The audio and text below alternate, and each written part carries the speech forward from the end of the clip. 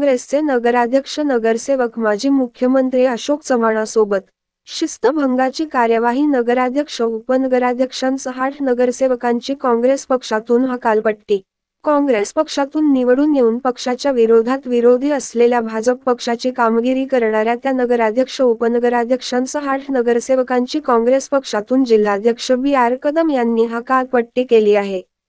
अर्धापूर नगरपंचायत निवडणुका माजी मुख्यमंत्री अशोकराव चव्हाण यांच्या नेतृत्वात पार पडल्या। जानेवारी 2022 रोजी आरक्षण सोडत झाली होती।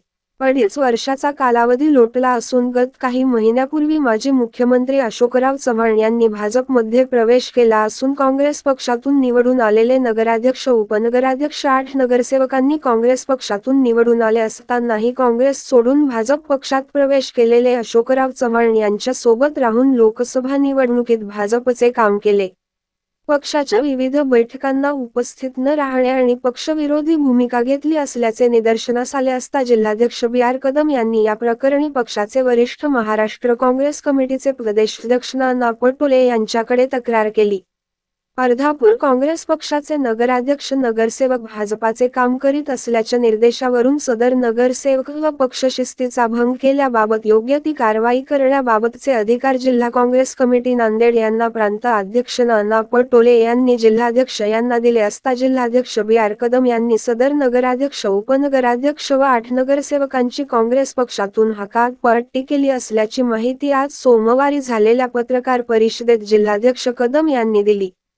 व्यंकटेश शेट्टे, वैशाली प्रवीण देशमुख, सोनाजी विठ्ठल सरोदे, नामदेव सरोदे, छत्रपती मारुतराव कानोडे, मीनाक्षी व्यंकटी राऊत, पल्लवी विशाल लंगडे हे 10 नगरपंचायतचे सदस्य पक्षाच्या निशाणीवर आले होते।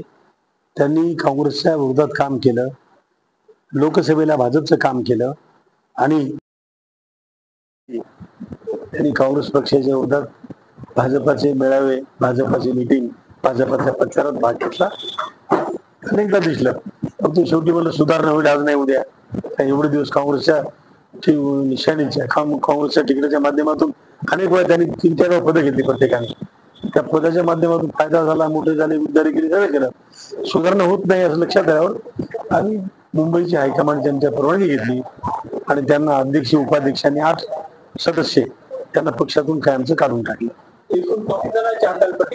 10 जण, 10 नगरपंचायतचे सदस्य, त्याच्यामध्ये अध्यक्ष आले, उपाध्यक्ष आले। आमची भूमिका त्यांच्यापेक्षा चांगले कार्यकर्ते आम्ही तयार करणार आहोत, तयार आहेत यायला पक्षामध्ये। ते जागा आणून बसले होते, फायदा घेत होते। आता भूमिका आमची अशी आहे की आम्ही ती जागा भरून काढू, चांगली चांगली माणसं पक्षात घेऊन। अनेक लोक काम करायला तयार आहेत, अनेक तरुण काम करायला तयार आहेत। त्यांना पक्षात घेऊन पक्षाची बांधणी पहिल्यापेक्षा चांगली आहे, जोरात आहे। जनता पक्षाच्या बाजूने आहे। शहरातल्या, अर्धापूरच्या शहरातल्या लोकांचं म्हणणं होतं ते पक्षाच्या विरोधात काम करतात, भाजपच्या मीटिंग अटेंड करतात, त्यांना तुम्ही काय करत नाही असं त्यांचं म्हणणं होतं। त्या उद्देशाने मी काढलं। लोकांची इच्छा होती पक्षाची